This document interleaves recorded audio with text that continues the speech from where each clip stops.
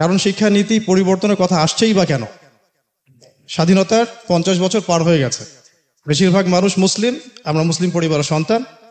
তো এখানে শিক্ষানীতি থাকবে মুসলমানদের অনুকূল, এটি স্বাভাবিক, কিন্তু এখানে পরিবর্তন, সংস্কার এগুলোর কথা আসছেই বা কেন? তার মানে এখানে শুরু থেকে দার্শনিক একটা সমস্যা আছে, ফিলোসফিক্যাল সমস্যা। সেটা হচ্ছে যে আমরা এখানে, ওই যে ভাই একটা কথা বলেন একটু আগেই, যে আমরা পশ্চিমাদেরকে আমাদের রোল মডেল মনে করছি আর কি। তো এখানে মূল সমস্যাটা হচ্ছে যে আমরা পশ্চিমাদের দাসত্ব, এখানে একটা শুধু শিক্ষাক্ষেত্রে দাসত্ব না, আমরা এখানে পুরো তাদের দর্শনগুলোকে কপি করছি। এবং আমরা মৌলিক কয়েকটা পয়েন্টে এখন একমতে পৌঁছাতে পারি নাই পুরো জাতি, যে আল্লাহ রাব্বুল আলামিন আমাদের সৃষ্টিকর্তা। আল্লাহ রাব্বুল আলামিন সর্বশেষ নবী মুহাম্মদ সাল্লাল্লাহু আলাইহি ওয়াসাল্লামকে সর্বজ্ঞানী মানুষ করে পাঠিয়েছেন, এবং আল্লাহ রাব্বুল আলামিন স্বয়ং হচ্ছেন জ্ঞানের মূল উৎস। আমি যদি কোরআন থেকে বলি, আল্লাহ রাব্বুল আলামিন বলেছেন ওয়াল্লামা আদম আল আসমাআ কুল্লাহা। আল্লাহ রাব্বুল আলামিন আদম আলাইহিস সালামকে সৃষ্টি করে তিনি নিজে, সুবহানাল্লাহ, আল্লাহ পাক নিজে আদম আলাইহিস সালামকে সব নাম শিক্ষা দিয়েছেন। মানে আমাদের রব আল্লাহ রাব্বুল আলামিন নিজেই হচ্ছেন জ্ঞানের মূল উৎস। তাহলে আল্লাহ রাব্বুল আলামিনের সাথে সম্পর্ক না করে কোথা থেকেই বা আমরা জ্ঞান পাব? তাহলে আমরা এখন জ্ঞান অর্জন করতে চাচ্ছি পশ্চিম থেকে, অথচ আল্লাহ সুবহানাহু ওয়া তাআলা নিজেই জ্ঞানের উৎস। এরপরে আমরা দেখছি যে সেই জ্ঞানের মানদণ্ডে আমাদের পিতাকে আল্লাহ রাব্বুল আলামিন ফেরেশতাদের সামনে সম্মানিত করেছেন, সিজদা করতে বলেছেন। আমি এখানে সবগুলো কোটেশন বলতে সময় পাচ্ছি না, তো বলা উচিত হবে না, এখানে সবাই জানেন মাশাআল্লাহ। আর কথা হচ্ছে আল্লাহ পাক বলছেন এটাও যে তোমরা কিছু জানতে না, আমি তোমাদেরকে জ্ঞান শিক্ষা দিয়েছি। তোমরা কিছু জানতে না, ইকরা বিসমি রাব্বিকাল্লাযী খালাকের পরে আপনারা পড়বেন আল্লামাল ইনসান মা লাম ইয়ালাম। আল্লাহ পাক মানুষকে সেই জ্ঞান শিক্ষা দিয়েছেন যা মানুষ জানতোই না। তাহলে জ্ঞানের মূল উৎস যিনি, তার সাথে যদি আমাদের সম্পর্ক না থাকে, শিক্ষানীতিতে যদি তার সাথে আমাদের মূল কানেকশন না থাকে, কিভাবে আমরা জ্ঞানী হতে পারি? জ্ঞানের সাথে আরো সম্পর্ক আছে আদবের। আমরা দেখছি এখন পুরো শিক্ষা সিস্টেম থেকে আদব উঠে যাচ্ছে, ইভেন ইনক্লুডিং অনেক মাদ্রাসা থেকেও। কোনো কোনো ক্ষেত্রে আমরা বেয়াদবি লক্ষ্য করছি অনেক ক্ষেত্রে। জ্ঞানের সাথে সম্পর্ক তাজকিয়ার, আত্মশুদ্ধির, যেখানে একজন মানুষ সার্টিফিকেট অর্জন করছে কিন্তু অন্যের উপর জুলুম করছে, সে কিভাবে জ্ঞানী হতে পারে? সেখানে আত্মশুদ্ধির প্রশ্ন উঠবে। আরো ব্যাপার আছে এখানে, যখন আমরা একটা বিষয়ে একমত হয়ে যাই যে হ্যাঁ, আমরা যারা মুসলিম, আমরা আল্লাহকে বিশ্বাস করি, তার রাসূলকে বিশ্বাস করি, আসমানি কিতাবে বিশ্বাস করি, আমাদের জন্য এখন সমস্যাটা সলভ করা অনেক সহজ। আমাদের জন্য এখন প্রবলেমটা যেহেতু আমরা ফাইন্ড আউট করতে পেরেছি, সমস্যার সলিউশনটা কি? একটাই কাজটা হচ্ছে আমাদেরকে সেই স্বর্ণযুগের আদলে, মুসলিমদের স্বর্ণযুগের আদলে এমন একটা শিক্ষানীতি প্রণয়ন করা, যেখানে আমার ছেলে মাশাআল্লাহ একজন ইমাম হবে, পাশাপাশি সে একজন জেনারেল শিক্ষিত ভালো মানুষ হিসেবে পরিণত হতে পারে। যেমন আপনারা যদি একটা প্রশ্ন থ্রো করেন যে কোনো মসজিদ ইমামকে আপনারা যদি দেখেন, 80% ইমামকে আপনি ইংরেজিতে একটা ইসলামিক স্পিচ দিতে শুনবেন না হয়তো বা। কেন পারবেন না তিনি? আবার একই সাথে কোনো পলিটিশিয়ানকে আপনি দেখছেন না, ইল্লা মাশাআল্লাহ, আল্লাহ যদি চান তাহলে হতে পারে, কেউ নামাজের ইমামতি করতে পারছেন না। তাহলে সমস্যাটা কিন্তু আমি নিজেই সমস্যার একটা রোল মডেল। ধরেন আমি একজন জেনারেল ব্যাকগ্রাউন্ডের মানুষ, আমি 15-20 বছর পড়াশোনা করেছি। এখন 15-20 বছর পড়াশোনা করার পরে আমি কোরআনটুকু তেলাওয়াত করতে পারছি না, আমি 10টা হাদিস বলতে পারছি না, 10টা সূরা অনুবাদ করতে পারছি না। তাহলে প্রবলেমটা তো আমরা নিজেরাই। প্রবলেমের যে শেকড় বা প্রবলেমের যে একটা দৃষ্টান্ত, এটা আমরা নিজেদের দিকে তাকালেই বুঝতে পারবো। একই সাথে আমরা যদি দেখি মাদ্রাসা ব্যাকগ্রাউন্ডের অনেক মানুষ, তাদেরকে যদি আপনারা জিজ্ঞাসা করি যে ইকোনমিক্সের এই বিষয়গুলো বোঝেন কিনা, জিওপলিটিক্সের এই বিষয়গুলো বোঝেন কিনা, দেখা যাবে মেজরিটি সংখ্যকই এই বিষয়গুলো বুঝতে পারছে না। তাহলে প্রবলেম কিন্তু স্পষ্ট। প্রবলেমটা কি তাহলে? প্রবলেমটা হচ্ছে শিক্ষার মেরুকরণ। আমাদের এখানে চলছে একটা দ্বিমুখী শিক্ষার একটা মেরুকরণ চলছে। শিক্ষা ব্যবস্থা একমুখী না, এটা মেরুকরণ। যারা মাদ্রাসা ব্যাকগ্রাউন্ডে পড়াশোনা করছে তারা জেনারেল শিক্ষার অনেকটাই শিখছে না, অনেকটাই অল্প কিছু শিখছি, কিন্তু এটা এই ওয়ার্ল্ডকে ডিল করার জন্য মোটেও যথেষ্ট না। আবার যারা আমরা মাদ্রাসা শিক্ষায় শিক্ষিত হচ্ছি, জেনারেল শিক্ষায় শিক্ষিত হচ্ছি, তাদেরকে দেখা যাচ্ছে পেটে বোম মারলেও একটা হাদিস বের করতে পারছেন না। পেটের মধ্যে একটা যদি বোমও ফেলেন, একটা হাদিস এবারও সহ সে বলতে পারছে না। আমরা নিজেরাই কিন্তু এখানে এক্সাম্পল, অনেকেই এটা ভুক্তভোগী আমরা।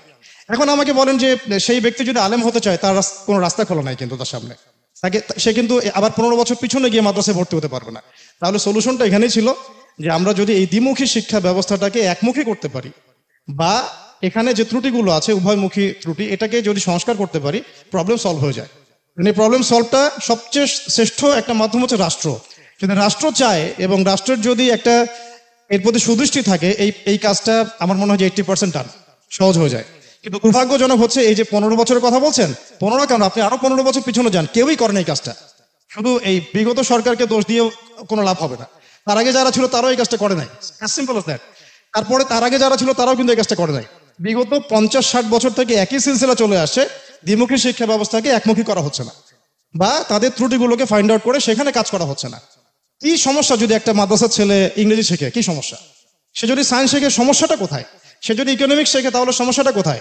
আমি কয়দিন পরে ইনশাআল্লাহ দাওরা হাদিস পরীক্ষা দিব। আমি বিশ্বাস করেন এখনো দাওরা হাদিস পরীক্ষা দিতে পারি না। আমি দাওরা হাদিস পরীক্ষা দিতে যাচ্ছি, কিন্তু এর পরে আমি কোন ফ্যাকাল্টিতে যাব? কয়টা দাওরা হাদিস প্রতিষ্ঠানে পাশ করার পরে আমাদের ভাইরা কতজন ইসলামিক ইকোনমিক্সে পড়াশোনা করছেন, ইসলামিক ফাইন্যান্স নিয়ে কয়জন পড়াশোনা করছেন, কয়জন ইসলামিক জিও পলিটিক্স নিয়ে পড়াশোনা করছেন? তাহলে আমরা কিভাবে মানে বহির্বিশ্বে গিয়ে ইসলামের দাওয়াতটা দিব কিভাবে? তাহলে প্রত্যেকটা জায়গাতেই কিছু না কিছু ত্রুটি আছে। আবার আমাদের এই যে জেনারেল শিক্ষিত ভাইরা, তারা যারা এই যে মাস্টার্স পর্যন্ত পড়ছেন, বিশ্বাস করেন এর পরে তারা গিয়ে ইসলামিক মক্তবের পড়াশোনাটুকু করতে পারছেন না। আমাদের ঘরে এক্সাম্পল আছে, কোরআন তেলাওয়াত করতে পারছেন না, সূরা তেলাওয়াত করতে পারছেন না, কেরাত শুদ্ধ না, ওযুর মাসালা বলতে পারছেন না।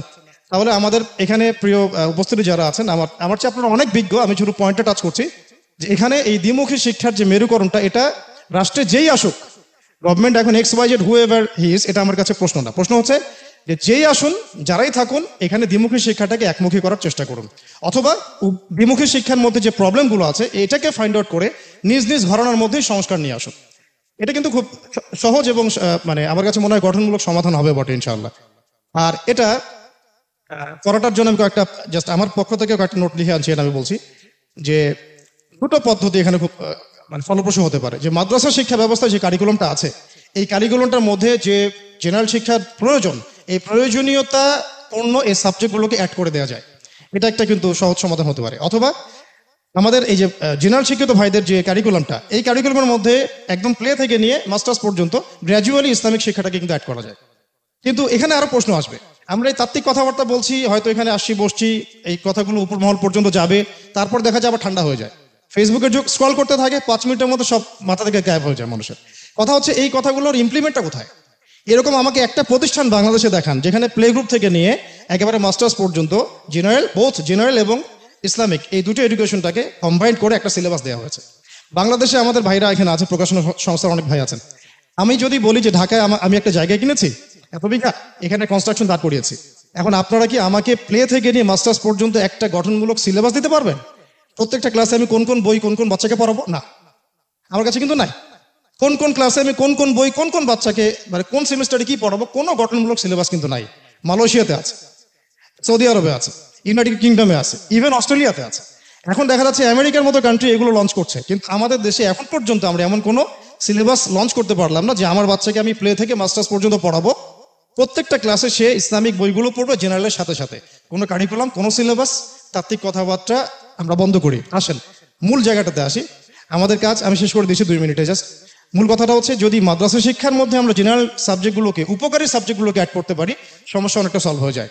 আরেকটা হচ্ছে, যদি আমরা এই ইসলামিক কারিকুলামের মধ্যে উপকারী জেনারেল শিক্ষাগুলোকে অ্যাড করতে পারি, সমস্যা আরেকটা হাত ঠিক হয়ে যায়। যদি এই দুটো আমরা রাষ্ট্রীয়ভাবে করতে না পারি, তাহলে অন্তত পক্ষে আমাদের মধ্যে যারা শিক্ষা নিয়ে চিন্তা করি, আমাদের প্রজন্মের ভবিষ্যৎ নিয়ে আমরা চিন্তিত, তাদের উচিত হবে অ্যাটলিস্ট বেসরকারিভাবে এমন কিছু প্রতিষ্ঠান প্রণয়ন করা বা প্রতিষ্ঠা করা, যেখানে ফ্রম দ্য ভেরি বিগিনিং তো মাস্টার্স পর্যন্ত আমাদের ছেলেরা যেন জেনারেল এবং ইসলামিক শিক্ষাটাকে একসাথে পায়। যদি এটা করতে পারি আমরা, আজকে রেজাল্ট না পেলেও ইনশাআল্লাহ আমরা আগামী 20 বছর পরে ইনশাআল্লাহ এমন একটা প্রজন্ম পাবো, যে প্রজন্ম ছেলেরা ইনশাআল্লাহ পাইলটও হবে, প্লাস হাফেজও হবে, তাফসিরও করবে ইনশাআল্লাহ। এইগুলো তাত্ত্বিক কথা না, আমি যেটা বললাম এই যে স্বপ্নটার কথা, এটা তাত্ত্বিক কথা না, এটা ইসলামের স্বর্ণযুগে হয়ে আসছে। এমন কোন ইমাম ছিলেন না যিনি একাধারে হাফেজ, দার্শনিক, আপনার আলেম, তাফসির কারক, মুহাদ্দিস এমন ছিলেন না। প্রত্যেকটা জ্ঞানতাত্ত্বিক শাস্ত্রে দক্ষ ছিলেন। এই যুগটা কিন্তু আমরা পার করে আসছি। লাস্ট 200 বছর 300 বছর আমরা যা দেখছি, এটা আমাদের চোখের সামনে মনে হচ্ছে এটাই বাস্তব। আসলে আপনারা যদি সালাফদের যুগগুলো দেখেন, উমাইয়াদের খেলাফত দেখেন, আব্বাসীয় খেলাফত দেখেন, বাগদাদের সেই শাসনগুলো দেখেন, দেখবেন যে এই জ্ঞান বিজ্ঞানের সূতিকাগার আমরাই করে দিয়েছি। তাই আমি যে কথাগুলো বলছিলাম যে এগুলো জাস্ট তাত্ত্বিক কথাবার্তার মধ্যে রাখলে হবে না, প্র্যাকটিক্যালি ইমপ্লিমেন্ট করতে হবে। আল্লাহ পাক যেন ওই কাজটা আমাদের করে দেখানোর তৌফিক দান করে। আমরা এটা দোয়া করছি আজকে এখান থেকে, যে আল্লাহ পাক আমাদেরকে যেন করে দেখানোর তৌফিক দান করেন, যে এমন কিছু শিক্ষা প্রতিষ্ঠান এবং শিক্ষা সিস্টেম আমরা চালু করতে পারি, যেখানে আমার ছেলে দ্বিমুখী শিক্ষার মেরুকরণ থেকে বেরিয়ে ইসলামী শিক্ষাকে বুকে ধারণ করে ইনশাআল্লাহ কোরআন এবং হাদিসকে হাতে নিয়ে এই বিশ্বকে চ্যালেঞ্জ করতে পারবে ইনশাআল্লাহ। আল্লাহ পাক আমার সন্তানদেরকে কবুল করে নেন। আসসালামু আলাইকুম। এডুকেশন বা পেডাগজি আসলে আমার নিজের এরিয়া অফ এক্সপার্টিস না। আমার পড়াশোনা ইসলামিক ওয়ার্ল্ড ভিউ এবং পাশ্চাত্যের যে দর্শন, আধুনিক পাশ্চাত্যের দর্শন, এগুলোর কম্পারেটিভ অ্যাপ্রোচ নিয়ে। সো প্র্যাকটিক্যাল সলিউশন বা এরকম প্রস্তাবনা এটা মনে হয় আমার জন্য আসলে উচিত হবে না। আমি একটু জেনারেল অবজারভেশন বলার চেষ্টা করব, যেটা আমার কাছে মনে হয় যে কোনো মিনিংফুল রিফর্ম যদি আমরা চাই সেটার জন্য হয়তো এগুলো পার্টিনেন্ট হতে পারে বা রেলেভেন্ট হতে পারে। কিছু কথা হয়তো বা একটু রেপিটেশন হবে, বাট কিছু রেপিটেশন মনে হয় দরকার আছে। ফাজাক কিনেন না ফাতে দিকরা দুটো পয়েন্টকে ধরে আমি বলি, এখানে আমাদের অনুষ্ঠানের শিরোনামে দুটো পয়েন্ট আছে, একটা হলো পতিত ফ্যাসিজম আর একটা হলো ইসলাম বান্ধব। এই দুটো পয়েন্টকে ধরে যদি বলি, ফ্যাসিজমের কিছু বেসিক ক্যারেক্টারিস্টিক্স থাকে। একটা হলো কাল্ট অফ পার্সোনালিটি, তারপর একটা হলো উগ্র জাতীয়তাবাদ, ইতিহাসের ভুল বয়ান, ডিহিউম্যানাইজেশন, এবং এই প্রত্যেকটা জিনিস এখনো চলমান আছে। আমরা কাল্ট অফ পার্সোনালিটি দেখছি, মুজিববাদী যে বয়ান, মুজিবকে নিয়ে যে ফেটিস, মুজিব ছাড়া আর কেউ নাই, 7ই মার্চ ছাড়া আর কিছু নাই, এই জিনিসটা এখনো চলমান আছে। উগ্র জাতীয়তাবাদী যে বয়ান আছে, যেটা বেঙ্গল রেনেসা থেকে আসছে, বাংলা নবজাগরণ থেকে আসছে, তারপর সিরাজুল আলম খানদের হাত ধরে আসছে, এটা পুরোপুরি এখনো আছে এবং এখানে মুসলিমরা এক্সক্লুডেড। আমরা রাজা রামমোহন রায়দের কথা পড়তেছি, কিন্তু তিতুমির, হাজী শরীয়তুল্লাহ, সাইয়েদ আহমেদ শহীদ, এই আলোচনাগুলো আমরা দেখতেছি না। ফকির নজরুল শাহ, ওনাদের আলোচনাগুলো আমরা দেখতেছি না। সো হিন্দু বাঙালিদের বা কলকাতার সমাজ সংস্কারের আন্দোলন আছে, কিন্তু মুসলিমদের সংস্কারের আন্দোলনগুলোর কথা সেখানে নাই। সো এক্সক্লুশন আছে। ইতিহাসের ভুল বয়ান আছে, যেখানে ইসলাম এবং মুসলিমদের মুছে ফেলা হইতেছে। পাশাপাশি ডিহিউম্যানাইজেশন আছে, সেটা হলো যে মুসলিমদের প্র্যাকটিসকে, মুসলিমদের ইতিহাসকে, মুসলিমদের বিশ্বাসকে ইসলামোফোবিক লেন্সে দেখার যে ব্যাপারটা, সেটা আছে। এবং এই প্রত্যেকটা জিনিস এখনো বিদ্যমান, এবং এটা সবচেয়ে ভালো এক্সাম্পল হলো যে রাষ্ট্রের সাথে শেখ মুজিবকে মিলাই ফেলার যে ব্যাপারটা আছে, সেটা এখনো আছে। আপনারা দেখেন সচিবালয়ে, মন্ত্রণালয়ে এখনো মুজিবের ছবি আছে, সেটা সরানো যাচ্ছে না। সো এই ব্যাপারগুলো আছে। সো এটা আমার কাছে মনে হয় যে কোনো ধরনের সংস্কারের জন্য এই ব্যাপারটাকে বোঝা দরকার আছে। পাশাপাশি ইসলাম বান্ধব কেন, সেই জায়গাতে কিছু কথা, সেটা হলো আত্মপরিচয়ের একটা সংকট আমার মনে হয় আমাদের দেশের মধ্যে রয়ে গেছে। এটা কোনো সলিউশন হয় না। ধরেন একটা জাতিগোষ্ঠী বা একটা জনগোষ্ঠী একটা শক্তিশালী সমাজ নির্মাণ করবে, সভ্যতা নির্মাণ করবে, এই জন্য তার মধ্যে একটা কোর জায়গায় একমত হইতে হয়। এটা ইবনু খালদুন আসাবিয়া বলছেন, হেগেল বলছেন ফোলস ভাইস, এমিল দুরখেম বলছেন ন্যাশনাল কালেকটিভ কনসিয়াসনেস। আলটিমেটলি কথাটা একই, আপনার একটা জায়গায় একমত হইতে হবে, একটা পরিচয়কে আঁকড়ে ধরতে হবে, একটা বিশ্বাসকে আঁকড়ে ধরতে হবে, যেটার ভিত্তিতে আপনি পৃথিবীতে হাজির হবেন। সেই জায়গাটা আমার কাছে মনে হয় যে আমাদের এখানে এটা হয় নাই। বাঙালি জাতীয়তাবাদকে ধরে রাখা হচ্ছে, যেটা বেসিক্যালি কলকাতা থেকে আসা একটা জিনিস, এবং এটাতে ইসলাম এবং মুসলিমদের জায়গাতে হবে হয় নাই, এবং এটা কোনো সলিউশন আসলে হয় নাই। অনেকে এখানে বলেন যে বাঙালি বনাম বাংলাদেশে একটা বিতর্ক আছে, বাট আমার কাছে মনে হয় যে বাংলাদেশি যে পরিচয়, এটা আপনি 71 থেকে শুরু করেন, এটা আসলে ওই জিনিসটা আপনাকে দিতে পারবে না। বিশেষ করে what is Bangladesh, what is the idea of Bangladesh, what does it mean to be Bangladeshi, এই প্রশ্নগুলো আসলে ক্লারিফাই করা হয় নাই। সো যে জিনিসটা ক্লারিফাই করা হয় নাই, ওই জিনিসটা আঁকড়ে ধরে আপনি কিভাবে এটা করবেন। এবং এটা জরুরি এই জন্য যে আপনার ফ্যাসিজমের পরে সবসময় বলা হয় যে কালচারাল রিকনস্ট্রাকশনের একটা প্রয়োজন হয়। এটা ভাইরা অলরেডি বলছেন যে আওয়ামী লীগ তো রাজনীতির ময়দানে ছিল না 75-এর পর অনেকদিন, কিন্তু আওয়ামী লীগ কিভাবে এই আওয়ামী জাহিলিয়া 2.0 নিয়ে এত ফেরত আসলো, এত শক্তিশালী ভাবে ফেরত আসলো? কারণ তার বয়ানটা ছিল, তার ন্যারেটিভটা রয়ে গেছিল, ওই কালচারাল হেজেমনিটা রয়ে গেছিল। তো এটার মোকাবেলা যদি আপনি না করেন, এটা অন্য কোনো নামে হোক, অন্য কোনো চেহারায় হোক, এটা ফেরত আসতে হবে। সো এই কালচারাল রিকনস্ট্রাকশনটা করতে হলে আপনার ওই আত্মপরিচয়ের সংকটটা সমাধান করতে হবে, একটা কালেকটিভ কনসিয়াসনেসের জায়গা ঠিক করতে হবে। এবং এই জায়গাটি আমরা বলতেছি যে এটা হইতে হবে ইসলামের জায়গা থেকে, এটা বাইরে আর কিছু দিয়ে হবে না। এবং পাশাপাশি ভারতের ব্যাপারটা আছে, অখণ্ড ভারতের ব্যাপার আছে, নেহরু ডক্ট্রিনের ব্যাপার আছে, ইন্ডিয়ান এক্সপ্যানশনিস্ট চিন্তার ব্যাপার আছে। এগুলোর মোকাবেলা আপনি কি দিয়ে করবেন? আপনি ওয়েস্টার্ন লিবারাল সেকুলারিজম দিয়ে এটা কিভাবে মোকাবেলা করবেন এই জায়গায়, যেখানে আমেরিকান ইন্ডিয়া অ্যালাই জিওপলিটিক্যালি? এটা আপনার মুসলিম আইডেন্টিটি ছাড়া কোনো কিছু দিয়ে আপনি এটা পারবেন না, ইটস নট পসিবল। সো এই জিনিসটা আসলে চিন্তার ব্যাপার আছে। পাশাপাশি পাশ্চাত্যের অন্তর্ভুক্তিকরণের কথা ভাইরা বলছেন। আমাদের এখানে বেসিক্যালি এলজিবিটি ভোক আইডিওলজি, যেগুলো অলরেডি ওয়েস্টে চ্যালেঞ্জ, সেগুলো একদম কপি পেস্ট করে দিয়ে দেওয়া হচ্ছে এনজিওদের প্রেসক্রিপশনে। বন্ধু সোশ্যাল ওয়েলফেয়ার, ব্র্যাক, এদের মতো লোকজন বইয়ের চ্যাপ্টার লিখতেছে, এগুলো বাস্তবতা। এগুলো চেঞ্জ হবে কিনা এটা আসলে আমরা এখনো নিশ্চিত হতে পারতেছি না। আমরা এই জিনিসটা বোঝার দরকার আছে। পাশাপাশি ওয়েস্টের ব্যাপারে ক্রিটিক্যাল অ্যাপ্রোচ নেওয়া, যে ওয়েস্টের সবকিছুই আমরা বিনা প্রশ্নে গ্রহণ করবো কিনা। ভাই যেটা বলতেছিলাম যে এখানে একটা আদর্শের ব্যাপার আছে, ফিলোসফিক্যাল জায়গার ব্যাপার আছে, এই ব্যাপারে বিভিন্ন আলোচনা আছে। For example Ismail Faruqi Islamization of নলেজের আলোচনা করছেন, sir Naquib al Attas dewesternization of নলেজের কথা বলছেন। এই ব্যাপারগুলো আমার মনে হয় চিন্তা করার এবং বোঝাপড়ার কিছু প্রয়োজন আছে। ফাইনালি এথিক্যাল এবং মরাল ক্রাইসিস একটা আমাদের সমাজের মধ্যে আছে, যেটা আমাদের এই সেকুলার এডুকেশন আসলে সলভ করতে পারতেছে না। আমাদের সমাজে মানে এটা যদি একটা গ্রাফ চিন্তা করেন, এটা ডাউনওয়ার্ড স্লোপিং, এটা কন্টিনিউসলি ডাউনওয়ার্ড স্লোপিং, আমাদের এথিক্যাল এবং মরাল জায়গাটা।